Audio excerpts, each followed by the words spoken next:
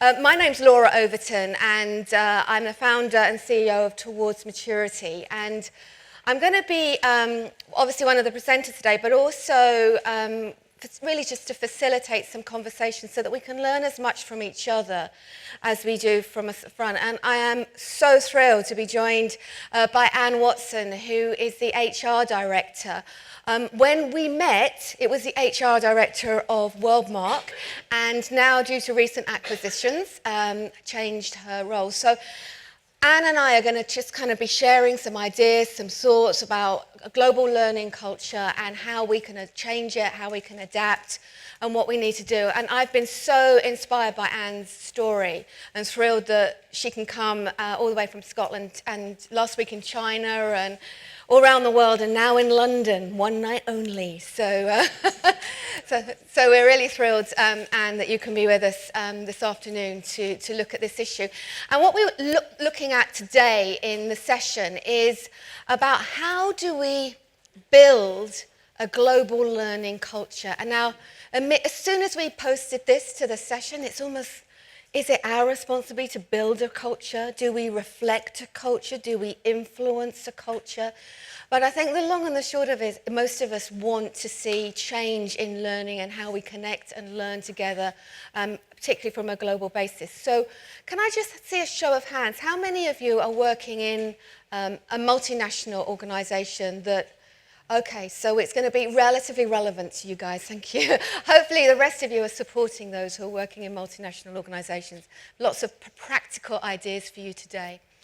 And really what we want to do is to look at this whole issue of the learning culture. Certainly in the research that we've been doing at Towards Maturity, we know that learning professionals really see that they're having an increasing role in supporting an ongoing self-sustaining learning culture. But when you're doing it around the globe, it can be really, really difficult. But Josh Bersin, recently writing in Forbes, was talking about the fact that a great culture is a magnet for new job applicants, and people are attracted to a great culture. And we know that the opportunity for people to learn, have that ability to be able to learn, is something that's really attractive for many individuals now, of whatever age they are. So this is the issue that we're going to be tackling today.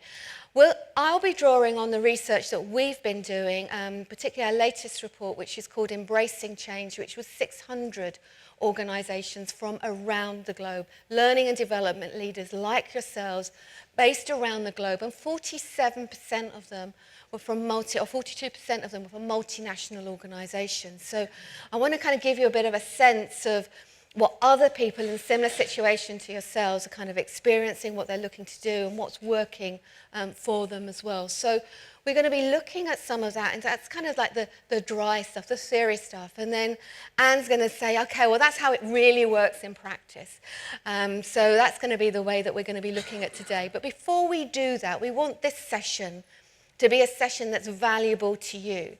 And so what I'd like us to do is to spend the first 5-6 minutes talking to each other about what does a great global learning culture look like. We're all here because we're interested in building one, but in our own minds, what kind of words do we face would we describe to do that? So what I'd like us to do is kind of turn to each other. If you're not sitting next to someone, great opportunity to move, chat with each other, and to actually talk through what does a great global learning culture look like to you? What are you looking to achieve? Because that will help set our direction to help you over the next hour or so to see if we can get there a little bit further. So you have permission to talk to each other now. Thank you. I'll kind of come to the back, and maybe what we can do is to choose some people who want to kind of say what a great global learning culture looks like.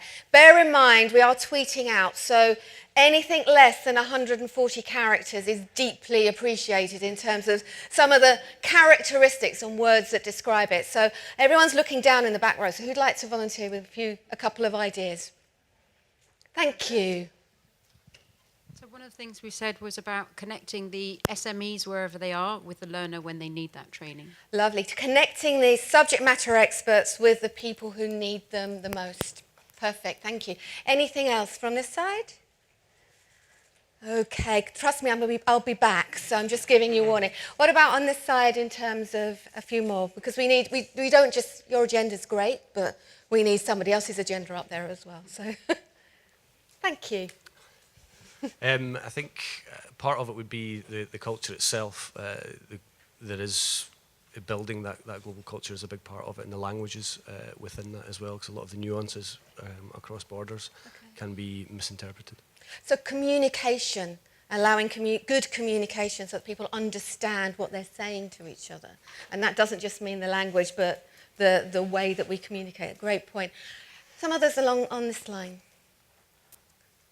Thank you. We thought it needed to be flexible, but at the same time consistent.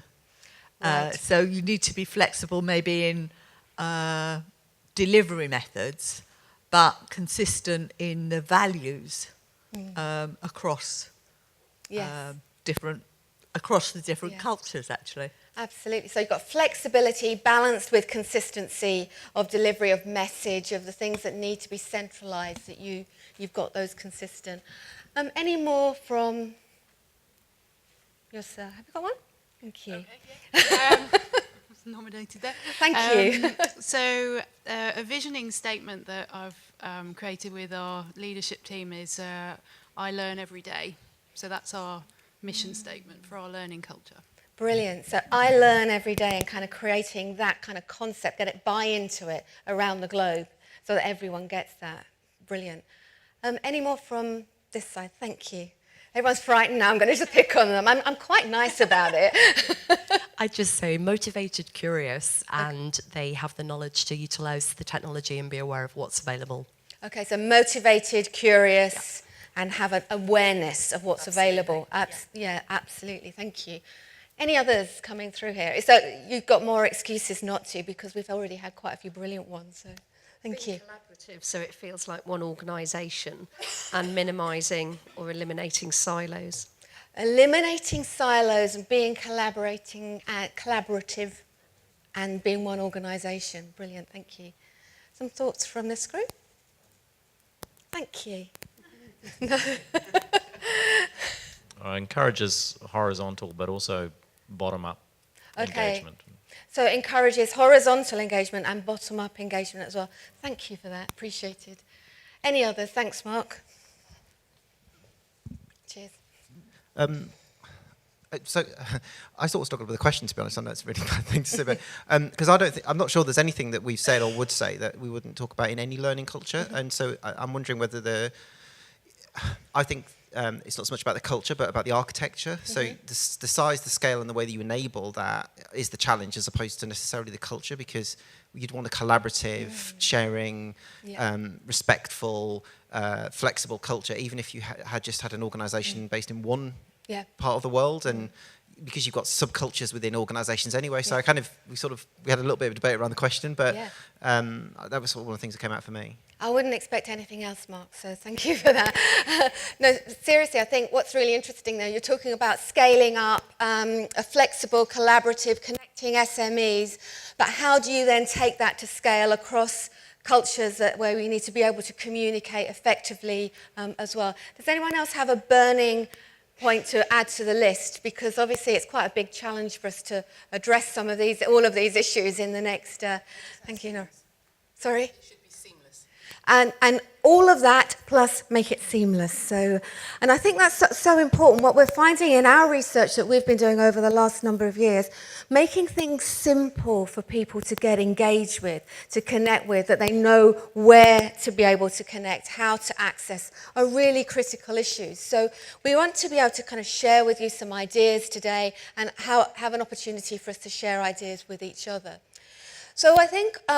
you've got high aspirations of what it is that you want to achieve through your global learning culture. And when we go out to learning and development leaders and we say to them, what are you trying to achieve with your learning strategy this year?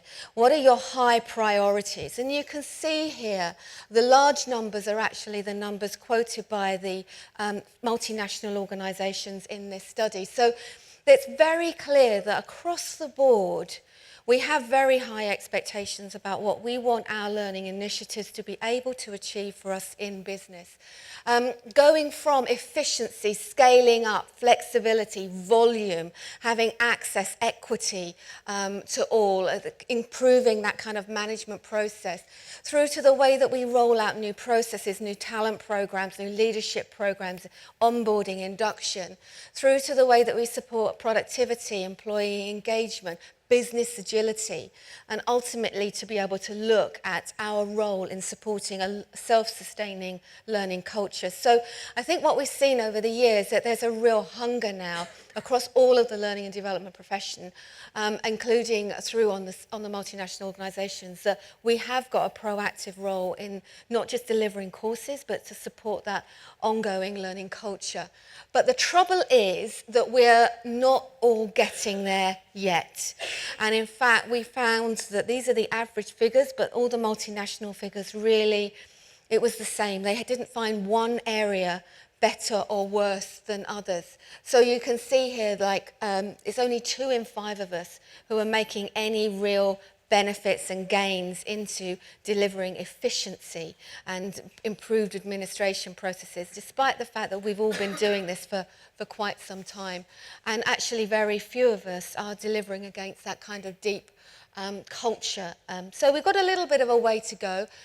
These are 2 of the things in our study that we found were the big things that were holding multinational organisations back from achieving some of their goals. The cultural differences, coming back to your point about communication, is a major issue, but so is issues around content. The type of content. Half of us think that there's too much content that's created centrally that's not relevant locally. Half of us think that there's too much content that's created locally that isn't shared with others in the good, effective practice. And the same number, it's around about 48% say, you know, and even the translation issues are significant. So we've got some big challenges that we've got there. 2014, in the work that we've done, we get involved with creating a benchmark index for individuals. So when they go through the benchmark process, they're reflecting on their strategies, they're reflecting on their tactics, and they get an index. And that index links directly back to the business outcomes and performances that they are reporting. And what we found is those in the top 10%, what we call our top deck learning organisations, were 3 times as likely to be delivering against those issues around agility and productivity, engagement, and some of the things that we've been talking about. So what we wanted to do is to say, okay, well, what is it that we can learn from these people? Someone's doing something out there, and they're doing it kind of quite well. Particularly when it comes down to culture change, compared with the bottom quartile, they're 8 times as likely to say they're having a positive impact on the culture of their organisation in some of the issues that we've been talking about. So what can we do? What are they actually doing? Well, I met Anne when she was submitting the program that she was doing for a judging process first of all, it's through the Learning Technology e-Learning Awards, and also through the other awards that we met together. And I was fascinated to hear Anne's story, but I also, in hindsight, realised that she had been one of these confidential people, not anymore, who's been through the Towards Maturity benchmark and was also in one of the top deck organisations. So it was a real privilege to meet Anne. But you've been working, Anne, on these issues with your academy. And what we'd like to do for the rest of the session is kind of find out what it is that you've been doing and how you've been doing it. So let me hand over to you, and share your pearls of wisdom with us. Well, I'm not sure about pearls of wisdom because we kind of made things up as we went along. And the reason we applied for awards was to find out how the rest of the world did it so that we could improve. I won't bore you about Worldmark. Worldmark was acquired by CCL Industries in November. And so it's easier for me to talk really about what Worldmark is, because CCL is the future, 15,000 employees versus Worldmark with 2,000. When I joined Worldmark, we had this global footprint of factories all around the world, people speaking however many languages, and all of those factories were supplying the same customers. So what came out of Guadalajara had to look exactly the same as this very, very technical product, which bits and pieces that go inside mobile phones and laptops. Don't wish to lose you technically, but that's what happens. They had to look the same. But how could they look the same when people were divided? Divided by culture, divided by language, and most of all, divided by a board that didn't believe that learning and development had anything to do with this. As was seen by the fact that they decided to invest in a budget for the 2 sites in Scotland and East Kilbride. They gave them an annual training budget of £1,000 for all 200 people. Deep commitment to learning. Deep commitment to learning. So the business challenge for me when I joined as the training and development person was, how do you train and development when the board doesn't believe in it? So I was the only female on the board. Worldmark is a very, very male environment. And I realized I was going to get nowhere talking about people and talking about succession planning and personal growth and career aspirations. So I talked about a business need. And we had a real problem that our salespeople were unable to keep pace with the developments that we had in R&D and technology. So I said, how would it be if we developed an e-learning, and I was making it up as I went along, an e-learning method of joining people together so we can teach them how to sell better, which is going to be fabulous for the bottom line. Being a private equity-based business, they thought this was terrific. I had no idea how to do it, so I made friends with the IT director, Stuart Miller. And he was the person who showed me all of the things that we could do in technology to overcome all of the problems that you have with the Great China Firewall, with how do you stop people jumping on planes, how do you create all of this without a budget? So we just carried on. We stole things here and there. We sneaked things off other people's budgets. We did it on a Moodle-based platform. And I realise now that we actually went at it from completely the wrong end of the telescope, that what I should have done was come to people like you to find out what learning and development is really about. How do you structure something? How do you get the architecture? How do you then use that to build towards the business need? Thank you for that. I think the Worldmark Academy, we've got full details of this, by the way, on our page that we've created with all of these slides, the detail of the Worldmark Academy that you can download towardsmaturity.org/global culture. So, Anne, if I just may take the clicker from us for a moment. So, you had certain keys for success. You had certain things that you had to look for in the program that you were developing. You kind of created it from scratch, but it started with that one business problem. But there were other talent areas and everything that you were trying to address through the academy. Do you want to just tell us a little bit more about that bigger picture? Well, we had real problems with retention. We had Chinese New Year used to be, but it's happening the end of this week, used to be a complete nightmare because people would disappear to their homes and not come back. So we would just hold our breath. And is it 10%? Is it 15% of people who are leaving? And we discovered that our Chinese colleagues were desperate to learn, and they are the greatest advocates of the academy and learning. We had problems with succession planning. We had a problem in that whenever there was a problem around the world, we had a little team of 6 people, and those 6 people could solve any problems. You know, they would tie on their cape and off they go around the world. We had no others. I refused to believe that in a business of 2,000 people, only 6 people were capable of resolving issues. So we used the academy to start thinking about what else can we do for retention, for development, for addressing critical areas. We're constantly introducing new technology. And the way we used to do it was people would get on planes, fly to one spot, spend a week there at huge cost, as opposed to using the technology that we have on the academy. Absolutely. And I think what was interesting in hearing your story for the first time is that Anne says that she looked at the telescope the wrong way round, and she started with the business. And what we've found through the work that we've done through the benchmark process is that actually the top performing learning organisations do just that. The things that we hear at Learning Technologies, the kind of new buzzwords, the exciting stuff that's coming up around mobile or API or 70-20-10 models, all of these things that we hear here are not the place where we need to start. We start predominantly at the point of need where you've actually got an opportunity to say, well, this is a pain point.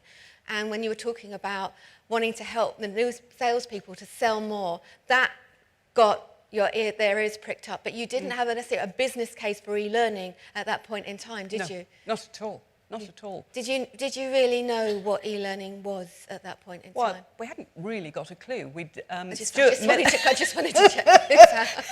Yes, Stuart Miller had been to a college and they had said, oh, we can help you. And they gave us this proposal that was going to cost us thousands and thousands of pounds. So we had the idea, but we had absolutely no idea what it looked like or how to implement it.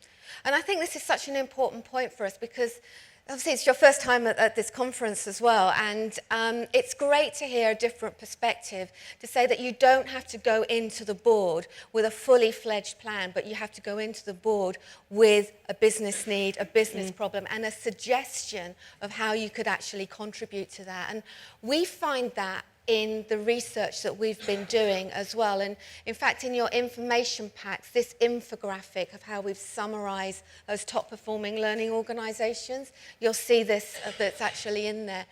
And we found that the rest of them in those top performing teams are doing exactly what you did. They started first by saying, what's the problem that we've got here?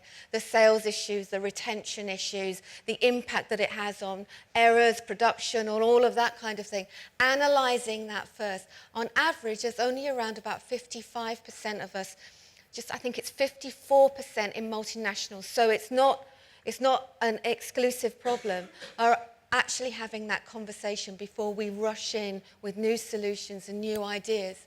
We also find that those top organisations, if they know that they're going to get there, where they want to go, they're also, 4 in 5 of them have got a plan to help them to actually achieve against those goals.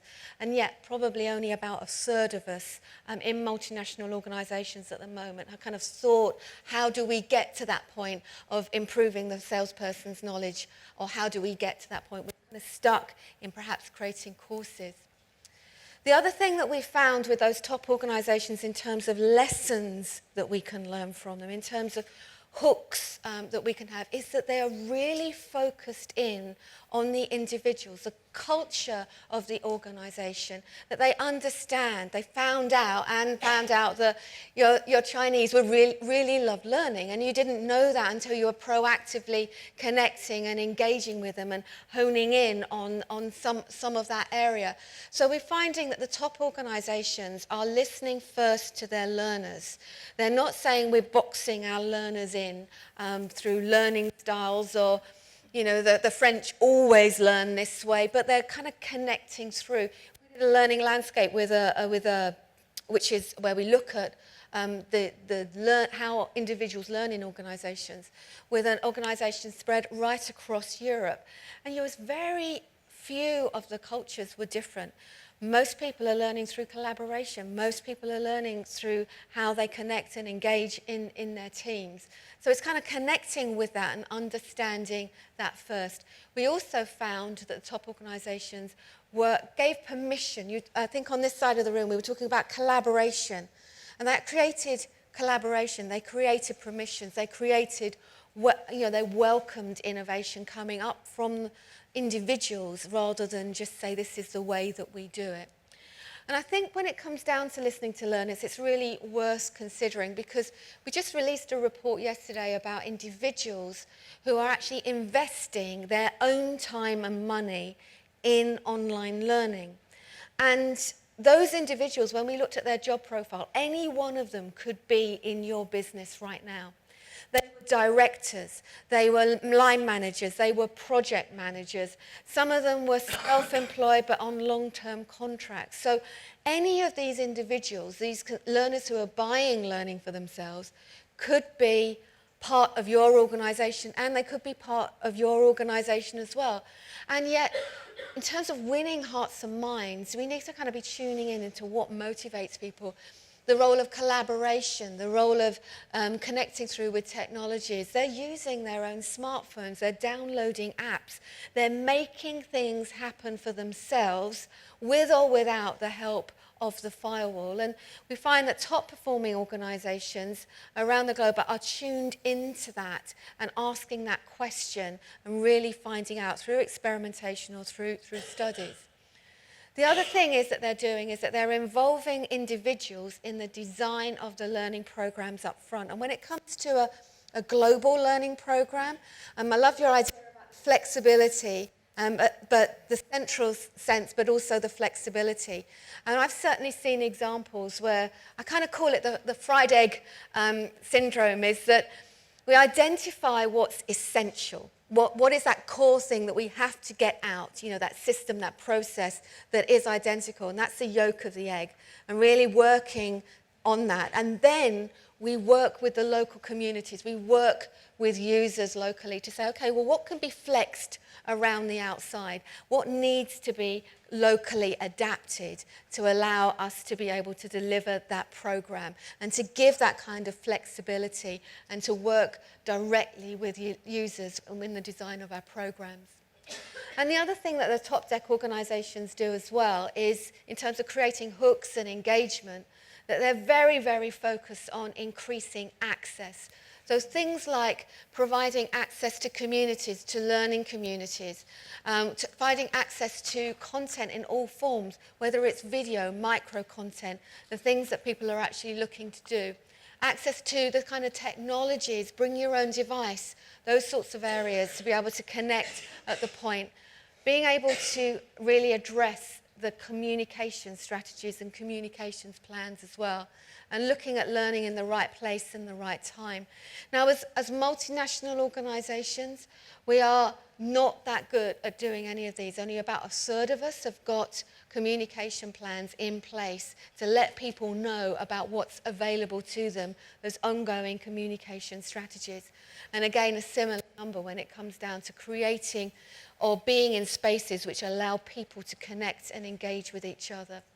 So kind of creating access is critical as well when we're talking about the learner.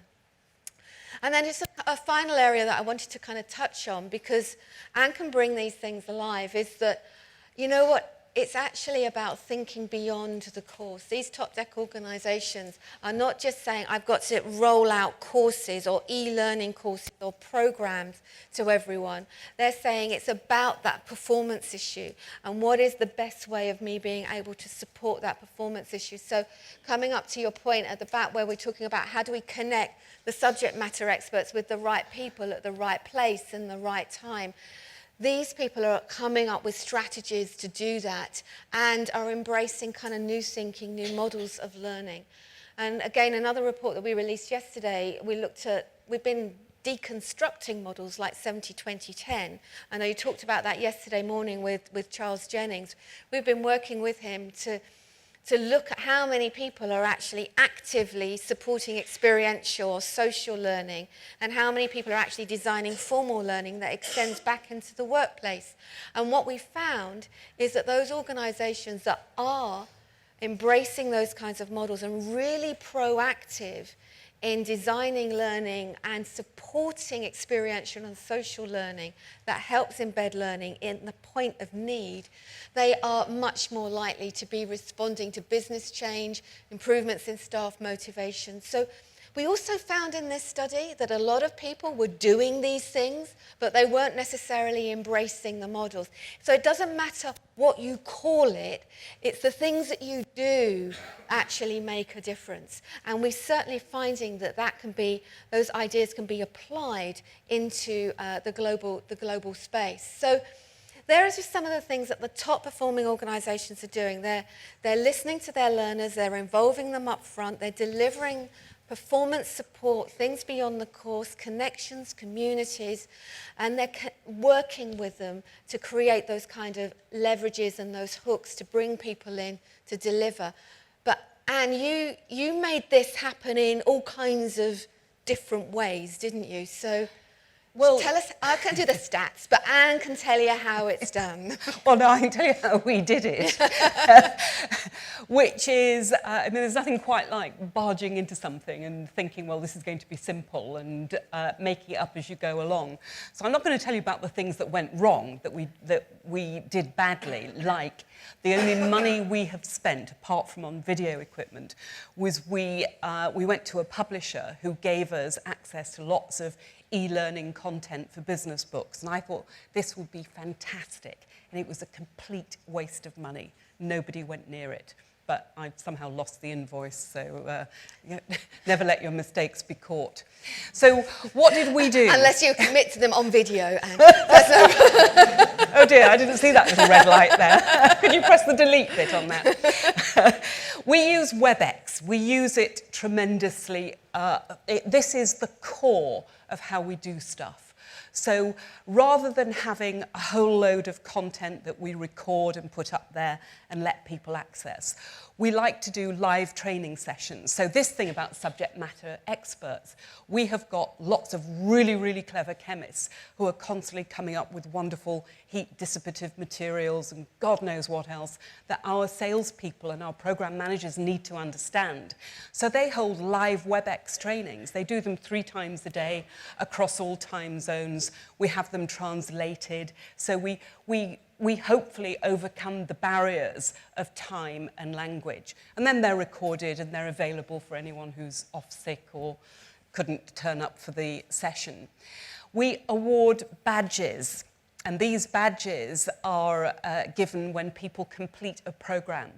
And they're linked into our ERP system, they're linked into their training records, they're shown at audits that our customers come and do for us. So there is a real sense of competition about who is the most active learner in the business, which site is the one that's really going for it. We have, this is Richard, he creates all of our videos. So we have got video setups in Suzhou in China, in East Kilbride, in Guadalajara in Mexico. And we record interviews, we record what's going on in laboratories, we record anything. The day after the acquisition of Worldmark, we dragged the president of CCL Industries into a room, recorded, gave a message to everyone in Worldmark, and it was live within half an hour. So we discovered that people like hearing things live. They like seeing people's faces. Theme of the month. So how do we, user engagement is our biggest challenge. So by having a theme of the month, and we had a very, very complex process of working out what the theme of the month would be. I'd ring Stuart Miller, the IT director, and say, how do you fancy doing something on quality this month? And then we would badger and coerce people into creating content, because most of what we do is internally driven, that it's our people creating the materials. We set up, this is our, we've now got this marvellous green screen. It cost £90. It was very expensive. And so we have people standing up there and delivering however they want to do it. We had a competition. We said, what would you, if you were in an elevator with the chief executive of Apple, what would you say about Worldmark? We had a competition, we had 28 entries. They were crazy, it was wild, but it got people onto the academy and it got them looking at other stuff. So we have a fast track program. This year is the 5th program where 12 people join it, and I insist that we have people from all 3 regions, from Asia, Europe and the Americas. We run it at 2 o'clock in the afternoon, and we have 3 sessions a week and it lasts 12 months. We have masterclasses, which is a monthly program where we have 60 people in different groups joining it. So we use whatever we've got, however we can. And I think that because we were all pretty obsessed with the academy, that we were constantly having these, I've got a great idea, let's try it. And then having done all of that, belatedly, we thought we'd come to the experts, Laura, to say, what should we be doing? Where have we gone wrong? And then we say, well, actually, there's not very few places where you have gone wrong, and that's not necessarily using the most sophisticated tools or technologies. Your videos are produced in-house. Are they kind of like BBC quality? No, no. I mean, the music on them is absolutely dire, because if you want proper music, you've got to pay for it. So we just get free music. So how do you then kind of connect your people with these programs? You've got, you know, what were the key hooks, do you think, of people suddenly finding this and connecting and engaging and joining the competitions? What are your secrets there? Well, it took time, and we realised that we had to come up with stuff that people were really interested in. Common themes like, how do I manage conflict? What do I do when I've got a problem with a team member? So if we got a really popular theme, but it was no good just having it on the academy, because how do you get people to go there? So we have lunch and learns, and it is incredible what people will do for a bowl of noodles or a slice of pizza. So we have weekly lunch and learns right round the business. So it is constantly trying to create activity and energy so that people will think, if I'm not on the academy, I'm missing something. And we've got 8 locations around the globe. So you're one person. So do you have a lot of mini Anns everywhere kind of doing this? How is there a local representative of what you do? How do you kind of get that local connection with this centralized approach? Well, I might shock you, but the real connections I have around the business are with IT, because it's the IT people, it's Stuart Miller's IT team, who really love it. And so they're always there encouraging people to come and do something, because there is this sense of competitiveness, that you don't want it to be all centrally created in Scotland. You want it to be Chinese content. You know, I'm absolutely thrilled when we get videos that we've got to translate from Chinese into English rather than the other way around. Some of the HR managers are more interested than others, but in general, HR in Worldmark is an admin function. So you have to get your advocates where you can. Yeah. So I find it's IT and managers who are seeing the benefits of what the Academy is doing for their people. Okay, that's great, thank you. We'd like to hand back to you for a while before we go on and ask Anne about impact. Because, does this approach work? I can tell you from looking at the story, judging Anne at the awards, oh yes, it does, but we'll come on to that area in a moment. What I'd like us to do is that many of us have got experiences, good and bad, that you would have reflected some of those experiences today. So it would be great if we can now just learn a little bit from each other and to talk about those hooks, those people that who do you need to connect with? How are you connecting them within your own global culture? Have you got local champions? Does it work? Do you use different techniques to connect with IT, with local HR, with your learners locally? So let's see if we can kind of gather some thoughts and ideas from our neighbours as well, and then we'll come back, share some of that within the room, and also come back to the impact and how we can look at impact. So I'd like you to kind of look at who do you work with, how do you connect with them, share some ideas and stories with each other, what's inspired you from what you've heard so far. So about 3 or 4 minutes, let's just kind of share some of those thoughts through. So over to you. You can speak to each other now. What I'd love to do is if we can kind of perhaps get air to some of those stories about who you're connecting with in your global organisation, what's working, what's not, and maybe share some of your stories before we perhaps revisit Anne's. But one lovely lady here has volunteered already to kind of share some of your experiences. So please, yeah, just absolutely. Thank you so much. Well, it's not global because we're not global, but I'm here with Physio First, so we're a membership trade organisation. We represent about 3,500 physios in the UK. And we've just gone through this huge rebrand thing. We're trying to move Physio First from being an option to being essential for anybody in private practice. And so my remit is education, which is why I'm here. So what we've just done is gone through all our business as usual and chucked out a load of our courses that we ran because we haven't got the time or the energy to run anything that's out there already. So anything that somebody else is providing, we're not doing anymore. And so now, because we've got less courses and the ones we're commissioning are going to be specific to the goal that we've got going forward. But what we want to do is we have what we call regional officers, so one in every region that's like a link between the executive and the membership.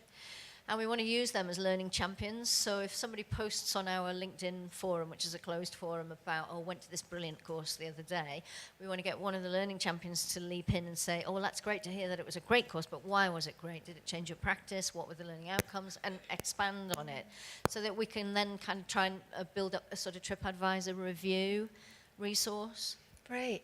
And actually, you might not be a global organisation, but you face the same challenges in the sense that you've got people who are in lots of different locations, lots of different cultures, if they're physiotherapists in different cultures and different communities, and your role in how do you simplify their decision-making, their choices, and the fact that you're going to them and meeting them in a community which is a LinkedIn community to connect with them and be proactive. And does any of that kind of resonate with some of the things that you've been doing as well in terms of that simplifying the process? Absolutely right. I mean, I see no difference in that apart from maybe language. And then the other thing that's a challenge, I think, is getting people to use the right language because we have a big cultural... Yeah. You know, we're quite... We're punching way above our weight, really. And so we have this massive culture document. Everybody has to live by the culture of respect, no blame, all that sort of stuff. So getting them to use the right words also is... So there's a bit of education. So encouraging the same communication around values, yeah. Yeah, yeah. And you've got to have that business outcome. Otherwise, why would people bother getting engaged with you? Yeah. Does anyone else, that's a great example, thank you for kick-starting that. Does anyone else have some examples of what's working for you in your organisations so far with anything from your mission statement that you've had? So, I've been dying to come back to that one, see how that's worked out. So if we can have an update from earlier, that would be fantastic. Okay. So I work in Unilever in the e-commerce space, which is a fairly amorphous, fast-moving part of the business. And so our moment of certainty to create training is very short. By the time we've created a piece of e-learning, it would be out of date. So controversial as it is, we never use e-learning. But we have a philosophy of test, learn, share, and reapply.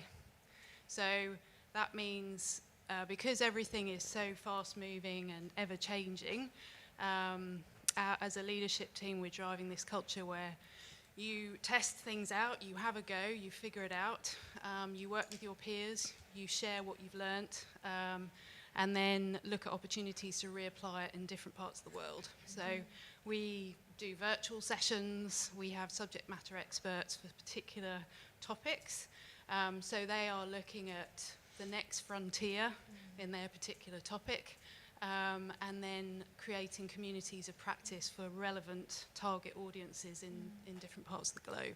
So test, learn, share and reapply, that's kind of how we're working. Great. Test, learn, share and reapply.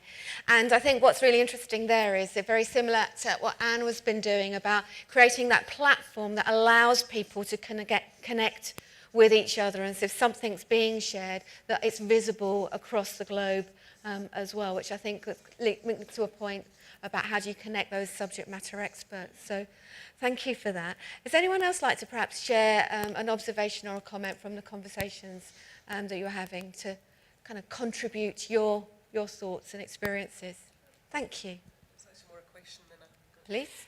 So Nicola Hamilton from William Grant's, the distillers. So I'm only 5 weeks into role, so it's kind of part of why this session is really interesting for me. We are 2,000 employees globally, but we're in 30 countries. So this kind of whole, and part of our remit is to start to look at this global, learning culture, how we drive that. But we can have, 2 people in an office, in that country. So it's just adding a whole layer of complexity of how we genuinely build this kind of, global culture from what historically has been driven from the UK. So it's just UK-driven programmes that are translated. That's really about the strength of what's going on at the moment. So it was more actually if anyone had experiences of that, kind of, you know, that's probably my colleague Helen here, but as well as new. So we're both coming, you know, from a very different sector, sort of looking at that side of things. Yeah.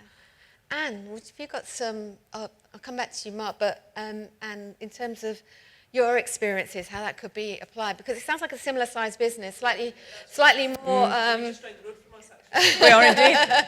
Well, I was going to suggest that you talk to Lawrence MacDonald, who was one of our fast trackers that you stole and has joined your company. So I think he could probably give you a load of help there. Well, I think we don't bear grudges. I think that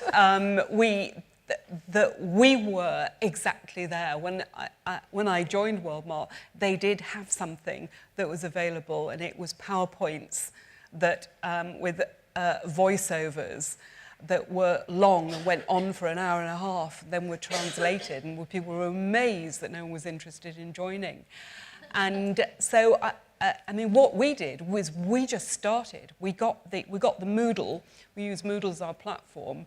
We got it up there. We just took a risk and we found something, and then we just pushed it as hard as we could and kept moving on from there, because I don't quite know how else you do it in such a, with the same number of employees. You've got a lot more locations, and it's a tough thing to do. Mark, you had some comments there as well. A slightly different size organisation. Yeah, we're sort of related to that, and I work for BT, and we've got about 100,000 people now as of Monday. Now we've got EE, but so we've got about 100,000 people in 60 countries, and about just over 12 months ago, we launched an academy across the organisation, so a kind of business unit agnostic, profession-based academy. Now, that's been relatively successful, actually. So we've kind of got to a point where we're regularly getting sort of 25,000 users a month accessing stuff through a platform that we created.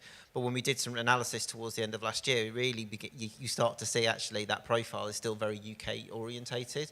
You know, we're a large UK organisation. We're in 60 countries, but we're more of a UK organisation with a global reach as opposed to a truly global organisation. So one of the things that we've had to do is we've had to just take a step back and be really conscious about how we engage with the local cultures.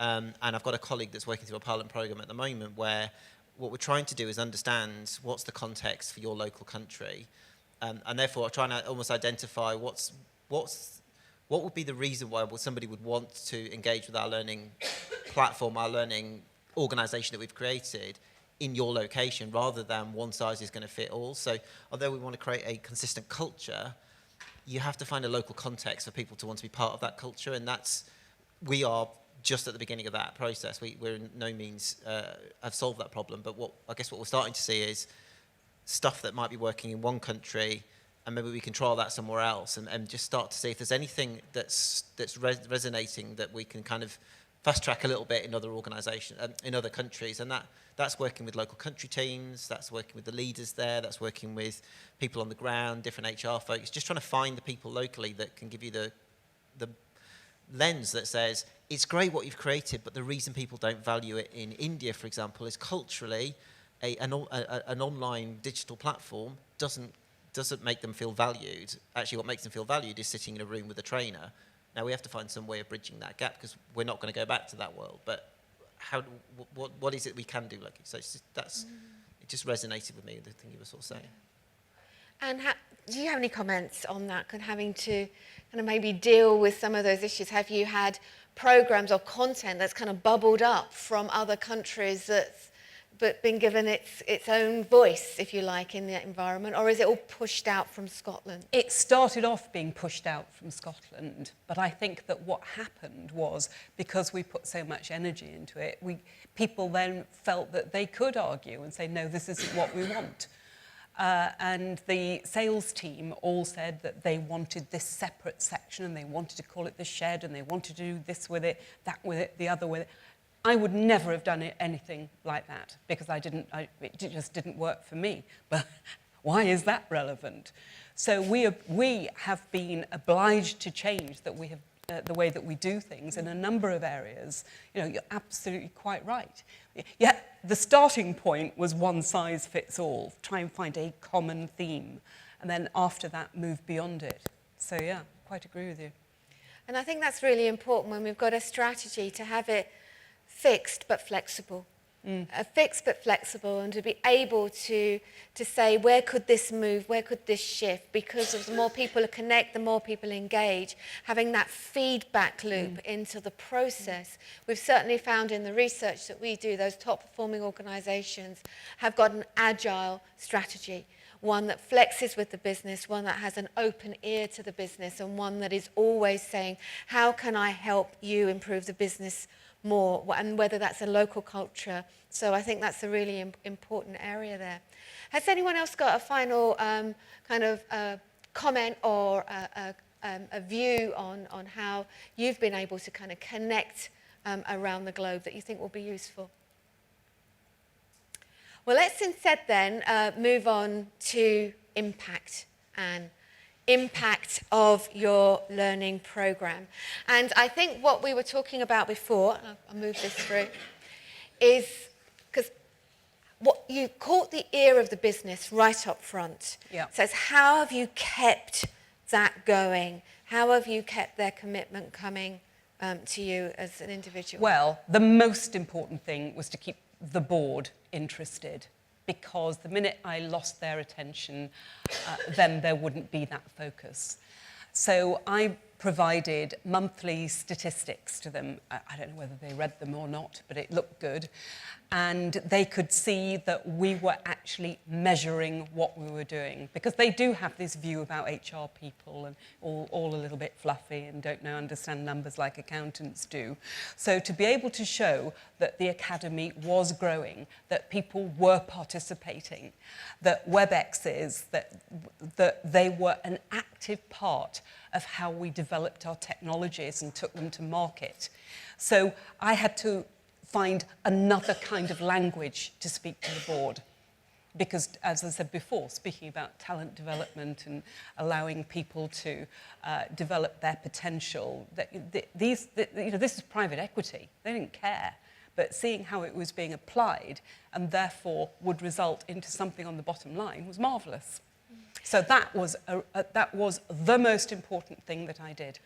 But what we've got up here are perhaps traditional engagement figures. Sort of how many people have been through things. So you could say a sceptical board would look at that and say, well, actually, all we're doing is taking up a lot of valuable time. So why did this actually have an impact on the board? Because skeptically, it might not. Because then I could then translate it into real results. So, for example, we had a monthly theme of the month on code of conduct, because the Anti-Bribery Act came out, and 70% of what we do comes out of China, which brings its own challenges. As a direct consequence of the theme of the month on anti-bribery, we lost 3 suppliers, because 3 employees came to us and said they are trying to bribe us. And in fact, 2 people got fired as a consequence. We had, in customer service, we had a really, really intense theme of the month on customer service.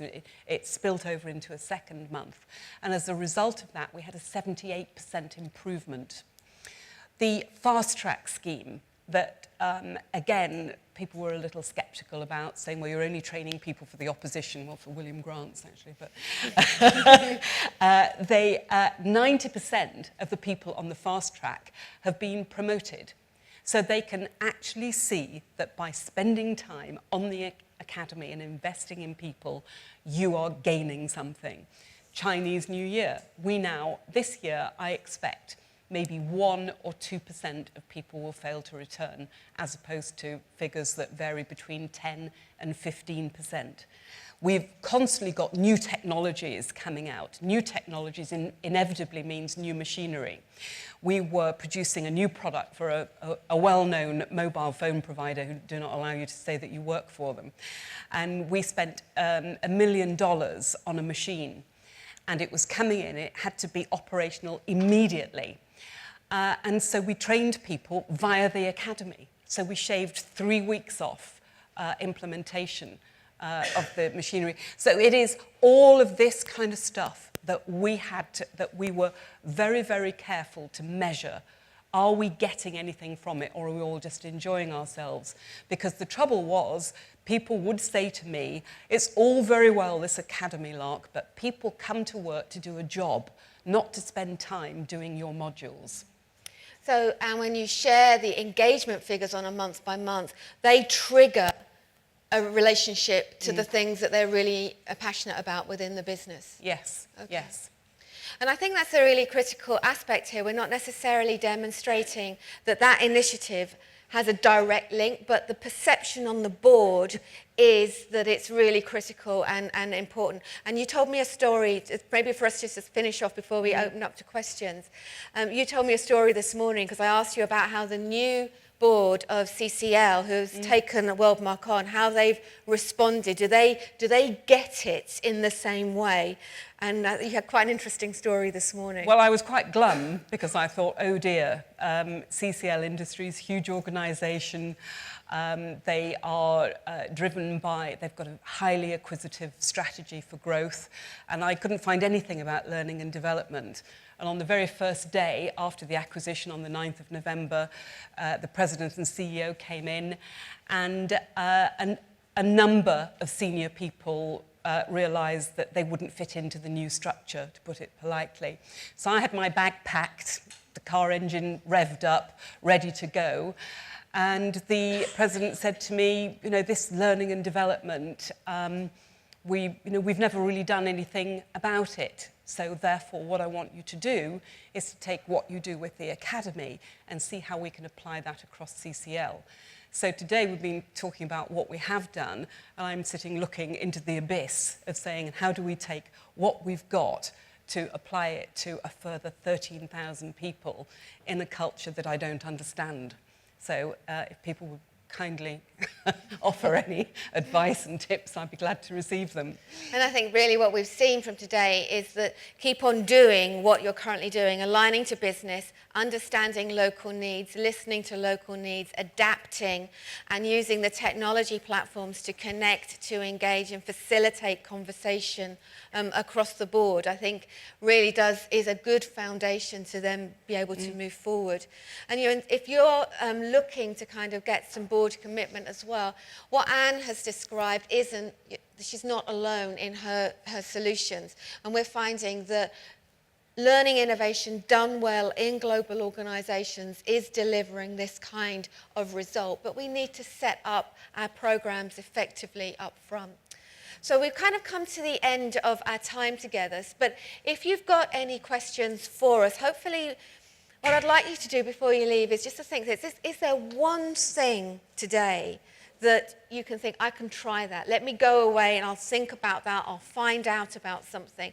And I just like you to kind of write on your notepads that commitment to yourself about the one thing you would like to take away from the session today, because we don't want to be sitting here next year having the same conversation. And what you've been doing is getting out there and doing things, which has been fantastic, and your work's been recognised not just from your own board but also from the future board of the organisation as well. So kind of congratulations for that. We hope that you've enjoyed the session today, but we wanted you to be able to talk with each other, so we have got all of the resources, including a really detailed case study on what Anne's done, the Talent Academy, how it worked, all of those sorts of things. It's all there for you to be able to download as well. So if anyone has a burning question, I'm happy to take a final question before we dismiss, but don't go because I've got some news for you about the next sessions. So has anyone got any questions yet? Okay, well, before we dismiss then, just to let you know, there has been an agenda change. So if you would like to go to the instructional design T1 S6, It's now in room 2, and that's a session with Laura Kalbag, Julian Stodd, and Pete Jenkins. So the instructional design session next will be in room 2, and the video for corporate learning is now in room 1, the auditorium. So if you're into video, the auditorium is the place to go at 15:30. Do go down and visit the exhibition hall. If you're interested in hearing more about Anne's story or about the Towards Maturity benchmark, come down as well. We're on H21. But hopefully this has given you a few ideas today. Thank you so much for contributing your thoughts. And Anne, thank you for sharing your story with us as well. Thank you for inviting me. Thank you.